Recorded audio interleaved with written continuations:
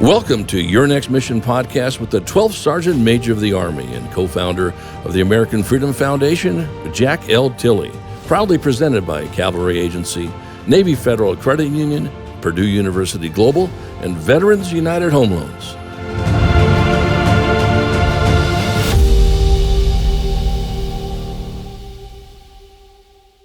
Good day out there, veterans and families, and welcome to Season 2 of Your Next Mission podcast, a program initiative of the American Freedom Foundation. I'm Jack L. Tilley, 12th Sergeant Major of the Army, and your host. And we have a great show for you today. In fact, we have a wonderful show for you today.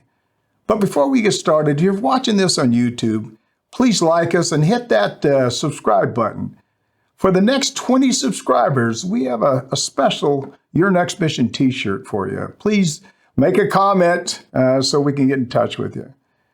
We're going to focus on veterans' wellness, especially how our guest uses humor to help heal people and organizations and communities. Now, before we get started, I want to thank our presenting sponsors, Cavalry Agency, Navy Federal Credit Union, Purdue University Global, and Veterans United Home Loans for making Your Next Mission happen. They love our veterans and families, just like I say every week, we love them too. As I mentioned, today's theme is about veterans' wellness, and I'm so excited to introduce Robin Phoenix Johnson, motivational speaker and comedian. Welcome, Robin. So good to have you on the show. Hello, and hello to everyone listening. I want to just say as a disclaimer, we're going to laugh a lot, so just a little risk assessment here. If you are eating or drinking while you're listening, I don't want you to spew coffee on your coworker. And also, I know this is a video podcast. If you are listening in your undergarments or your pajamas, don't worry, we cannot see you. You can see us. We cannot see you. Well, yeah, I'm glad. I know the audience is eager to hear about all the things that you have going on in your career and how are you using humor to help veterans and families. But before we do that, can you tell us a little bit about yourself? I'll give you a Cliff Notes version. So the Cliff Notes version, because my husband says I always tell a very long story. I joined the Army when I was 17. I was in the National Guard and enlisted and went to ROTC because, well, let's just put it this way, I was an E4 twice. Decided that I might do better as a lieutenant, wasn't quite sure. So then I served 21 years as an officer, 5 deployments to Afghanistan and Iraq, married my husband, who I met in the Army, and I joke that I married him because he was a West Pointer, not because of the prestige of West Point, but because he rooted for the Army football team. And I was like, well, at least I know he's used to disappointment. So I was a military spouse, so dual military, 2 kids, and 2 wonderful children. So I supported my husband through his 6 deployments. And then I retired in 2020 in the midst of COVID. That was a good time. And decided to become a stand-up comedian, producer, and advocate for humor as a mental health wellness strategy. Yeah.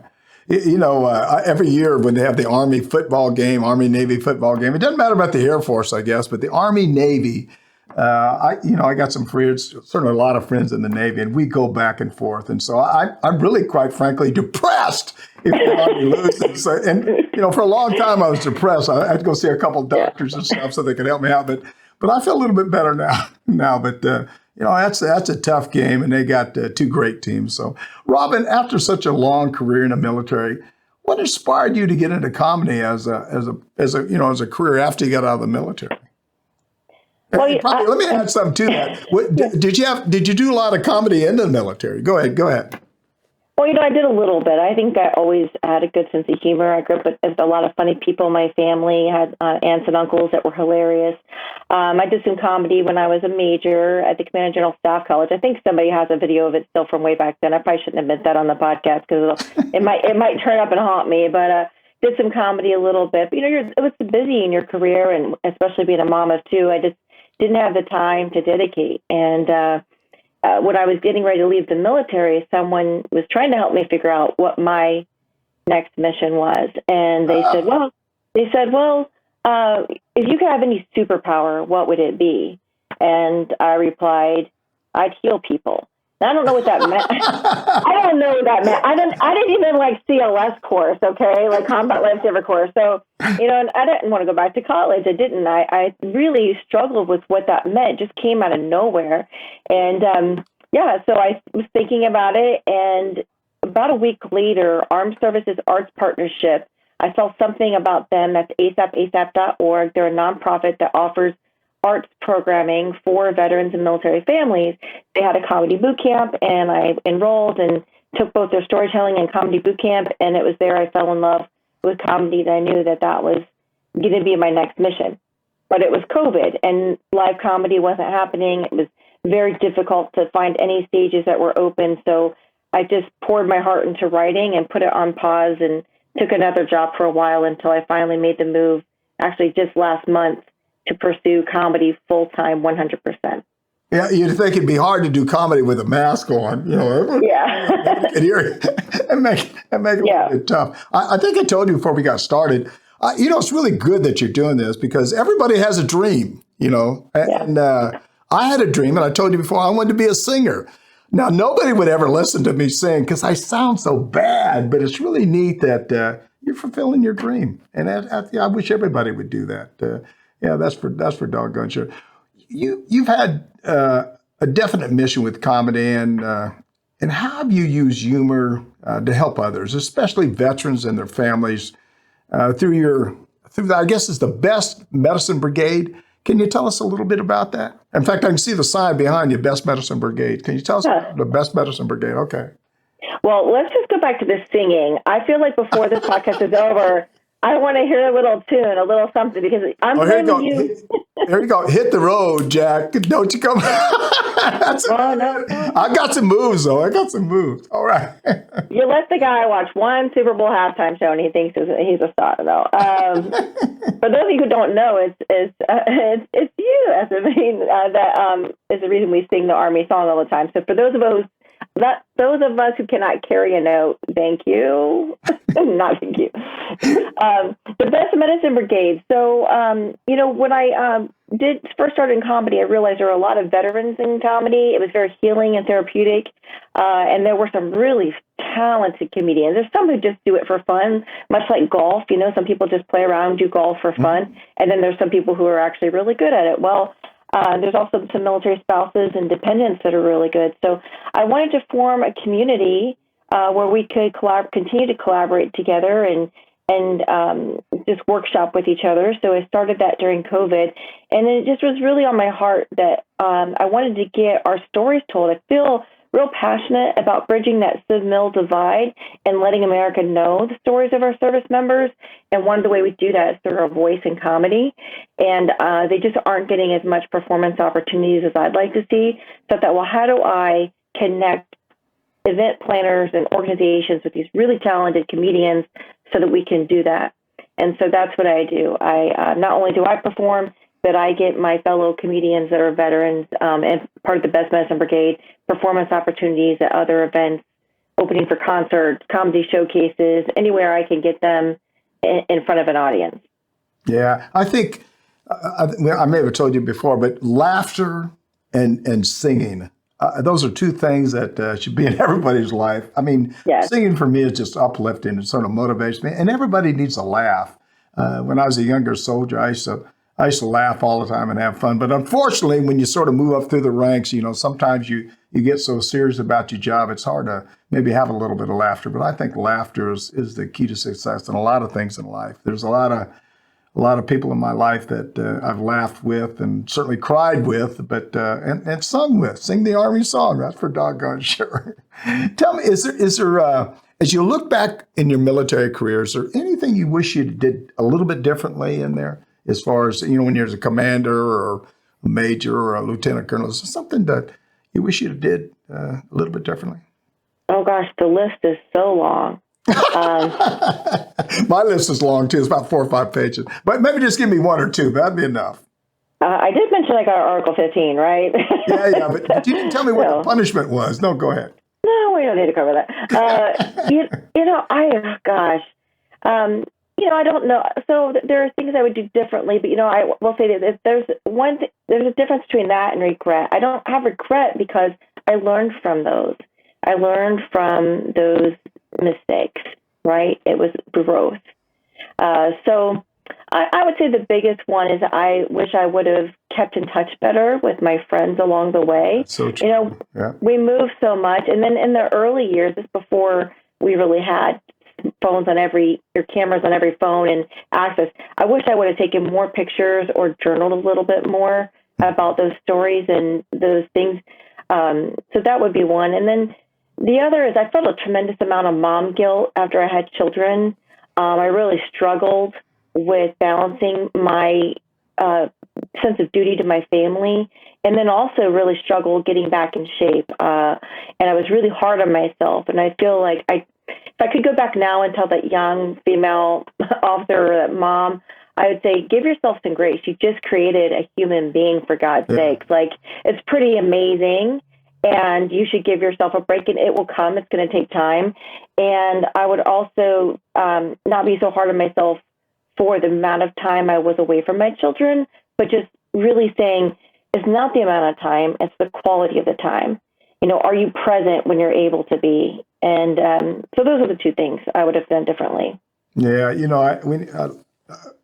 when I look back at my military career, the one thing, and you really said it a minute ago, one thing I think I really messed up on is I didn't spend enough time with my family. I wish I'd have spent a lot more time. And I really, even to this day, they're certainly closer to their mom than they're closer to me.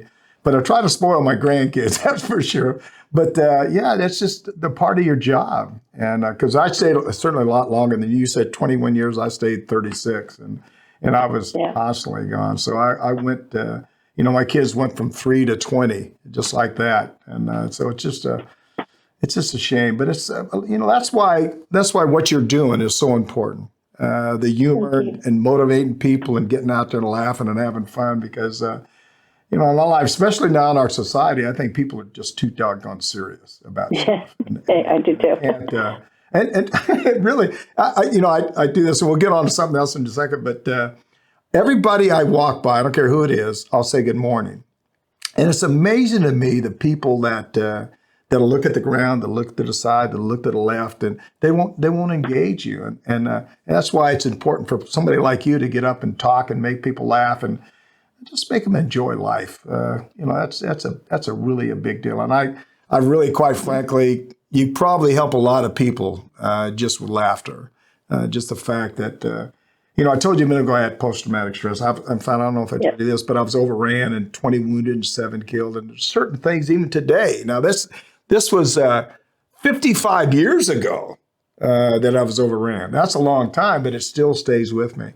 But again, what you do is just incredible. And I just hope you never stop, and I wish you the best of luck in everything you're doing. We're talking with Robin Phoenix Johnson, Lieutenant Colonel. I love to say that because I know you like it too. Lieutenant Colonel, United States Army, retired motivational speaker and comedian. And you're listening to Your Next Mission podcast with me, your host, Jack L. Tilley, 12th Sergeant Major of the Army. And I don't want you to forget, if you're enjoying this discussion, please click on that subscribe button below. Robin, to continue on your discussion, I watched a couple of your videos, and I know you cringed. No, but it is what it is, and I enjoyed it. I thought it was pretty funny. I watched a couple of your videos, and I must say you're really funny. And but I got to ask you one question: where do you get the material to get up there and talk to people? Where do you get your material from? And I'm going to guess real quick: do you get it from your family? Do you get it from people? Oh, go ahead. Yeah, I mean, observational humor is a genre or a thing, and so just life situations. I was actually making up a joke just the other day. I was in DC, which I hate 395 and the traffic. And this lady, she's like on her smartphone, drinking her smart water. And I just came up with a joke right then. I was like, I don't care if you drink smart water and you have a smartphone and drive a smart car. If you can't use your turn signal, you're still stupid. So that's true. Oh, yeah. So just stuff like that. I'll just see things and just being responsive and reactive, to things my kids say. situations. I do a joke about minivans, and I drive a minivan. I'm like, I drive a minivan, even though all the other moms say, oh, you should upgrade to a Range Rover or a Lexus. I'm like, no, because there are no expectations of me in a minivan. I basically just have to have a snack. And I'm afraid if I get a Range Rover, I'm going to get volunteered for a bunch of like super mom stuff. So I'm like, no. And my kids are trained. Like the minivan is the perfect like Army mom, Army brat vehicle because I don't even have to put it in park. I just roll up to school. The minivan doors slide open and they're out the door. They're like, go, go, go, go, go. They just mount like in a selfie. And then, of course, I'm playing my Army playlist, like my old PT playlist, like let the bodies hit the floor, let the bodies hit the floor. So the PTA hasn't asked me to volunteer for anything. I mean, quite frankly, they're very scared of me. Are they really? Are they scared of you? I think I have PTSD. That's okay. I'm not getting asked to volunteer, so I don't really care. Hey, let me ask you a question. So are your children, I'm sure, very disciplined too, aren't they? I mean, do you get them up, run police call, or do anything like that in the morning? Or go? We live in the South. I live in Charleston, South Carolina, so they are very much being raised to Southern standards of etiquette. So it's very much yes, sir, no, sir, yes, ma'am, no, ma'am. Absolutely. So I think in verbal skills, they do their fair share of errands. Both my kids, they're 8 and 11, already wash all their own laundry, clean their rooms. We don't do that for them. They're responsible for that. We started that during COVID, and it's worked out just fine. It's amazing how much less laundry they wash now that they have to do it themselves. So I think they're pretty disciplined, but they're still kids. I mean, they still try to push boundaries, and my 11-year-old especially, she's sassy now. She decided the other day to shut the door, and she's like, "Mom, I just need my personal space." You came out of my personal space. Let's talk about that. So. When I was growing up, my dad was, he worked all the time and he was gone. And I was certainly afraid of my dad, but I was more afraid of my mom. I'll tell you a quick story. Years ago when I was, we went to North Carolina or something like that. We was coming back and my father ran out of gas. We had an old car. And so he got out of the car and started walking down the road. And my mom said something to me and I sort of smarted off to her. And she grabbed me by the hair, pulled me in front of her, and she must have hit me about 20 times before I got out of that car. So I never gave my mom any lip. That's for sure. Hey, to follow up, what does your family think about your comedy pursuit? Well, my kids just don't like me to use them in the jokes. I do a lot of jokes about them, and in comedy we say it only has to be 10% truth. But with my kids, it has to be 100% truth. They do not like me to distort any of the facts whatsoever.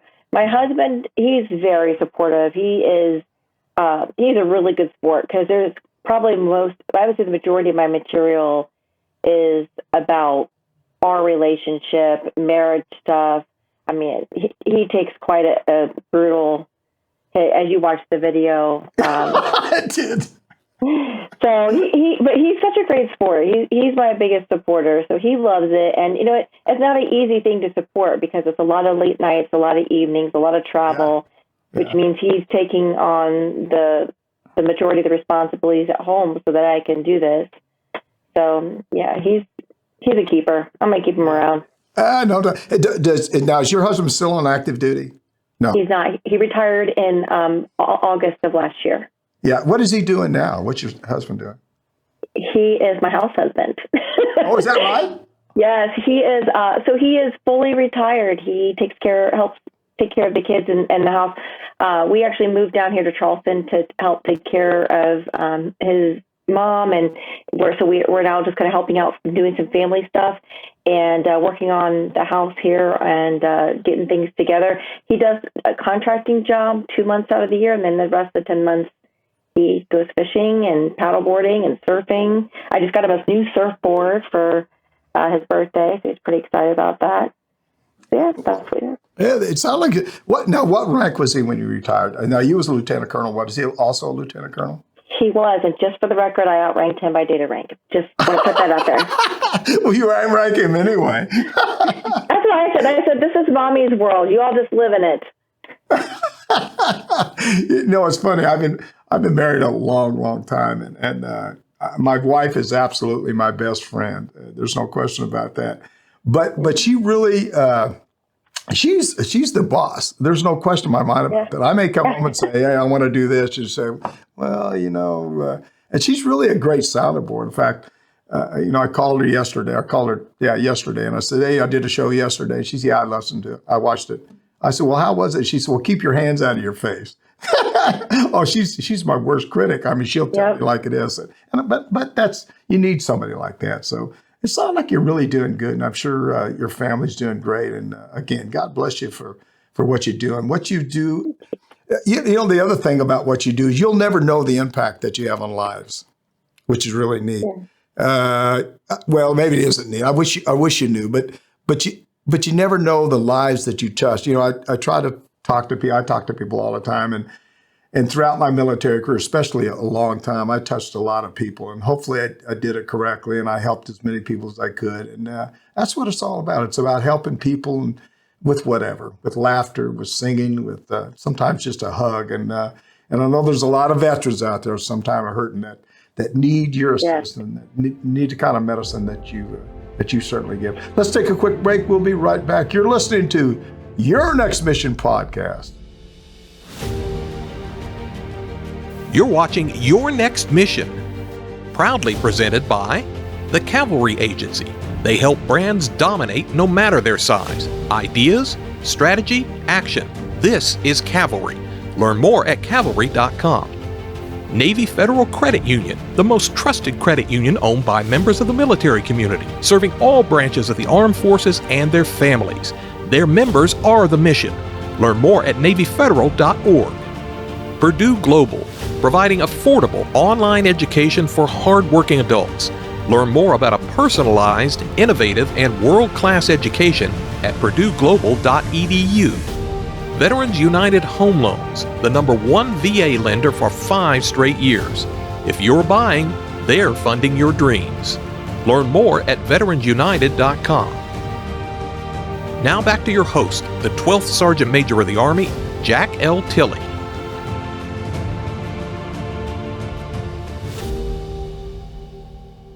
Welcome back. I'm the 12th Sergeant Major of the Army, Jack L. Tilley. We're blessed to be here today with Robin Phoenix Johnson, Lieutenant Colonel, United States Army retired motivational speaker and comedian. And I tell you right now, she's a wonderful person. I want all of our listeners to reach out to me directly. Tell us about your transition. Tell us what topics you'd like us to cover on the show. You can call or text me at 844-424-1134. And believe it or not, I'll reach back out to you and I'll talk to you. Or send me an email at SMA Tilley at yournextmission.org. Okay, let's pick it up where we left off. Robin, we're heading into our final segment with you today, and I hope you've enjoyed it as much as I have. And I just have a couple of more questions. Before we ever get into a couple more questions, I feel obligated to tell you a joke. I'm going to tell you a joke. So here you go. It's probably not going to be very good, but I'll try. So I'm an older guy, and I was out playing golf the other day, and we had these 4 guys, and first guy got up ready to golf, and he said, he turned around and looked at all of us, and he said, hey, look, he said, I can't see the ball anymore. I just can't see the distance. He says, can you guys see it? And the second guy said, no, I can't see it no more. I can't see it. Third guy says, no, I can't see it. The fourth guy says, sure, I can see it. Go ahead and hit it. There shouldn't be a problem. So the guy, oh, sure, that's great. So the guy turns around, hits the ball, bam, knocks it down the course, turns around real quick, says, hey, where'd it go? He says, I don't know, I forgot. So, okay, I guess you didn't get it. That's my joke. That's the only one I got. All right, your turn. I think you did great. Well, I'm trying. You think I could get a job? No, probably not. Go ahead. No, but look how good it felt to laugh, right? Oh, it does. Absolutely. And it feels so good to share jokes and laughter. That's what it's about. It's okay. I have a short joke. You asked me to tell a clean joke, and my content is I can do all clean. I kind of live in the PG-13 space. That's my comfort zone, but I do all clean shows all the time. I think one of my favorite jokes is so I bought a Peloton. I don't know if we have any Peloton people listening here, But a lot of people think I bought it to get in shape, to lose weight. And that's actually not true. As an Army girl, I just always wanted to know what it felt like to be in the Air Force. And I'm not saying that all Air Force people have Pelotons.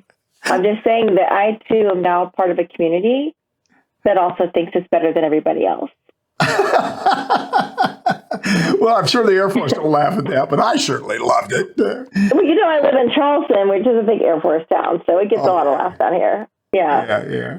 And Go ahead. Got something else? No. I was just saying, I'm married to an aviator, so I was going to do it about Apache pilots, but I did. He may not like that. No, he did. He made me change it to Air Force. How did your military career really prepare you for your next career as a comedian? I mean, did it have anything to do as far as preparing you? Probably with some of the commanders you had, maybe. Go. A lot of commanders I had did not have senses of humor. No. But no, I think it made me have a sense of humor, right? You had to have a sense of humor to survive. Just being around soldiers. Soldiers are so funny. I mean, that's the one thing I love being. I know you're a soldier as well. I mean, just going down to the motor pool and being out with soldiers was my favorite part of being a leader, a commander. And so just those times. But from a technical or skill, I would say, one, I don't get nervous on stage. Yeah. I mean, you learn to be calm in the most intense, complex situations. And so when people say, well, do you get nervous? I just don't. I just have a real ease about speaking. I mean, I don't know how many times I've had to give op order briefs or presentations to commanding generals, to the 4-star level, Secretary of the Army, and to all that level. So I really feel very comfortable in a room full of drunk people in most cases. I can handle hecklers. People giving me a difficult time. I just imagine it's like, the CG beating me up for my QTB again. Yeah, and also I can read the room. One of the things about being a comedian is you want to read the room and read your audience, especially if you're not first.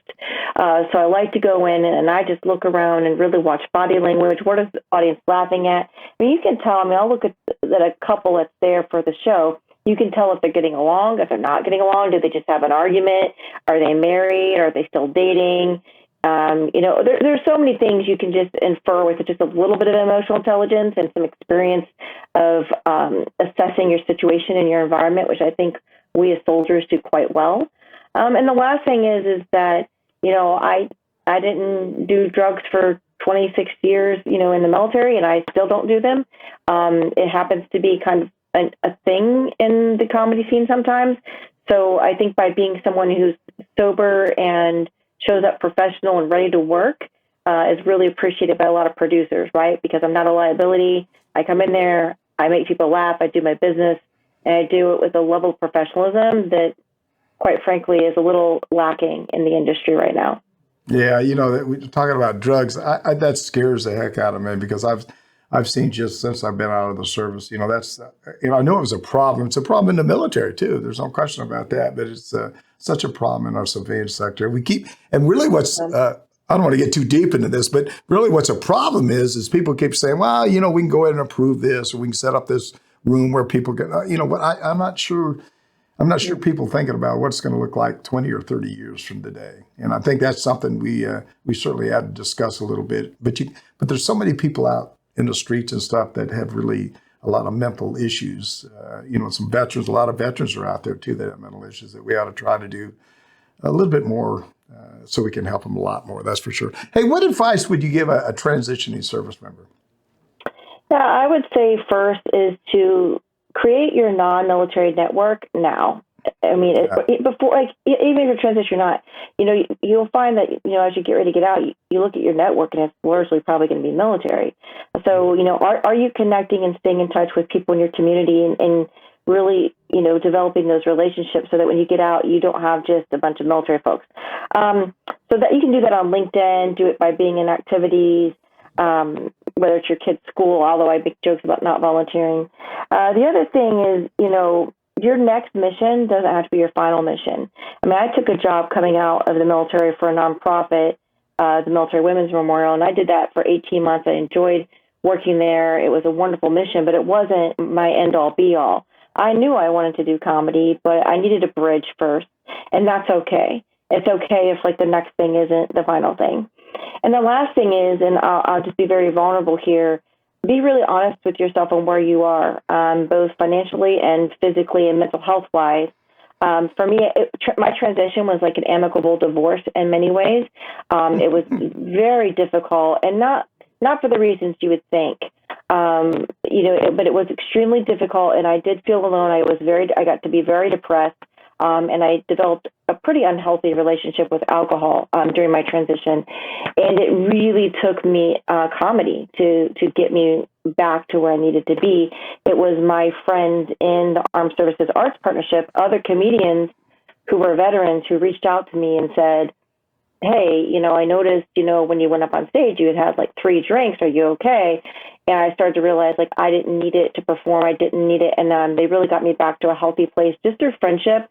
I mean, I was lucky enough to have, those skills and those friends to get there, but everybody's different. And I think it's very easy for people to pretend like there's not anything wrong. And it's okay to like talk to somebody about it. I think what a lot of it is too is that people say, oh, there's a stigma for mental health. There's a stigma. I never was worried about the stigma of what people thought of me if I said, hey, I'm depressed, I need help. I was worried about my clearance. I was worried about losing my clearance. I didn't care if someone knew I was getting help. I just was trying to protect my clearance. So I think we've got some work to do there. I think that we've got to figure out, us as leaders who have been there, how we help transitioning service members. And I do think humor and comedy, as like an applied and therapeutic humor, is a way. So I'm hoping to find ways that Best Medicine Brigade can come and engage with our currently serving military families and veterans and talk about it. Yeah, no, I think the key to success is listening and communicating. Mm-hmm. If you can do that, and because there's a lot of people. I mean, everybody has problems. There's no question about that. But you got to talk to somebody about it. I always like to talk about. There's a group, Sergeant Major Breckenridge and Sergeant Major Mark Halliburton. I almost forgot his name, and I work with him all the time. Each Sunday, they have what they call a buddy check, where they talk to friends, other veterans and stuff, and they just get on and talk about stuff. And they go around the table. In fact, I jump on there every month or so. I jump on there and talk about stuff. But it allows you to really release stress a little bit and talk to people that understand what your concerns are. The other thing is that you're really right. We talk about LinkedIn, all the social media channels, contacts, and all that stuff. But it's hard, and it sounded like it was for you too. That it took me probably 6 months to a year to figure out the Army's not going to let me back in. But it was a heck of a transition. I mean, it was tough for me. It was really tough. I mean, after so many years, I tell my wife I was a senior listed guy for 1.3 million people, and all of a sudden it's just me and my wife, and so that's. It's my wife's, she's like 1.3 million people. She's in charge of everything, but it's a change, and it's a little bit of tough change, but everybody gets through it, but you got to talk to somebody. You got to communicate with people, and if it's that tough, you ought to go to the VA or go to your doctor or contact a friend or whatever. And that's why we dedicate this year for mental illness and suicide prevention and stuff. There's just too many people out there that I certainly love and want to help as much as I can. Hey, I'm going to ask you about final thoughts here in just a second. Give me your website, or phone number, whatever, or how do they get it? How do they watch the shows that you're doing? Not just you, but also your brigade there. So what website should they go to? bestmedicinebrigade.com. And obviously, best medicine, because laughter is the best medicine, right? Yep. So bestmedicinebrigade.com, and you can follow me on social, Robin Phoenix 790. We also have a Facebook page, Best Medicine Brigade, and a YouTube channel, Robin Phoenix and the Best Medicine Brigade. There you go. Now you got to do something for me. You got to go to YouTube, right? I did last night. You did? Are you subscribed? Yes, I should be getting one of those T-shirts, right? Did you put your name down there? You should get one. I didn't put my name. I will do that, though. Okay. Hey, any final thoughts? Anything you want to share with the audience? Well, I would love for you guys to consider, reaching out to the Best Medicine Brigade if you ever need, somebody for your dining out or your military ball, or if this VSO MSO has some sort of an event or function. We have so many talented comedians to choose from. And it's really nice to have like a by veterans for veterans person to do that for you. It's just wonderful. And then, we don't just do comedy. We also do motivational speaking, seminars, workshops. So we're really here to support however needed. And if you're interested, if you think you're funny or you're just interested in becoming part of Best Medicine Brigade, you can reach out to us. My email is robinphoenix790@gmail.com or on our website, bestmedicinebrigade.com. Right. No, I appreciate you. Do you guys ever come down to Tampa area? Actually, I was in Tampa not too long ago. I'll be in Orlando in a couple weeks, but I would love to come to Tampa. I know SOCOM is there, and I would love to do that. Well, if you ever come back to Tampa, I live down in that area. Give me a holler, shoot me an email or something. I come watch your show. Oh, that'd be great. Yeah, bring the missus. If the missus will come. Well, I'll probably drag her out there and she'll come. We'll try to do that. So, thanks to Robin Phoenix Johnson. I can't thank you enough for what you've done and what you continue to do for our veterans and families, and just keep up the good work. There's a lot of people that absolutely love what you're doing, and we certainly appreciate it. And we're not, I'm not saying we want to give you a T-shirt. Maybe put your name on there. Maybe Ted will send you a T-shirt. I will. Be one of the first 20. I'll wear it to one of my shows. Well, you got to wear it. Absolutely. I will, yeah. All right. Hey, I'm Jack L. Tilley, 12th Sergeant Major Army. You've been listening to Your Next Mission podcast, and thank you for listening today. Please visit our website and on yournextmission.org and leave me a review. Hopefully, it's a good review, but if it isn't, I can take it. You can also visit our partners there who can provide you with so many services that will assist you in your transition from the military. Also, please visit our corporate partners and see all the jobs that are available. Please know we want to assist you in any way we can. I say all the time, and I'm not just saying this, this show is for you. It's not for me. It's for you. It's for us. It's for all the people in the veteran community to do all we can to help each other. Because, there's some people out there every once in a while that are hurting, that need assistance. Please follow me on all my personal social media channels. I never thought I'd ever say that. Facebook, Twitter, Instagram, YouTube, and just as Robin said, LinkedIn. And if you enjoyed this discussion with me and Robin, please like us and click on the subscribe button. As I said earlier, we have a special Your Next Mission T-shirt. Robin already is going to get one, so I guess there's only 19 left. So subscribe today. Please leave us a comment so we can get in contact with you. Robin, if you didn't leave a comment on there, we won't get in contact with you. But don't forget, we want to hear from you. Please leave me a message or send me a text at 844-424-1134. Or send me an email at smatilley@yournextmission.org, and I'll certainly contact you. Thanks again to Robin Phoenix Johnson for being with us today, and it was just great having you on the podcast. I want to leave you with 3 things to remember, and I talked a little bit about them a couple of minutes ago, but we're dedicating season 2 of Your Next Mission to all those veterans and family members who struggle with mental illness, which so often has led someone to taking their own life. Please reach out to someone that you haven't spoken to in a little while or a long time, and just check on them, see how they're doing, see if they're okay. A long time they're out and they need somebody to assist them. Second, I'd like to see everybody that was a veteran celebrate the fact that you was in the military. I wear my service headgear all the time, but I'm asking you to wear your service headgear on Friday. Just let people see who you are and let people see who you represent. And I'd like to see a photo. Send me a photo. Again, I'll put it on my social media channels. And I want to encourage everyone listening to reach out to your neighbor. Offer a smile or a helping hand. Together, let's try to bridge that divide that affects so many of us today. Again, thanks for listening, and thanks to Cloudcast Media, and of course, our 4 presenting sponsors, Cavalry Agency, Navy Federal Credit Union, Purdue University Global, and Veterans United Home Loans. We appreciate all you do for our military. See you on the high ground. Hooah! You've been listening to Your Next Mission, brought to you by the American Freedom Foundation. Learn more by visiting yournextmission.org.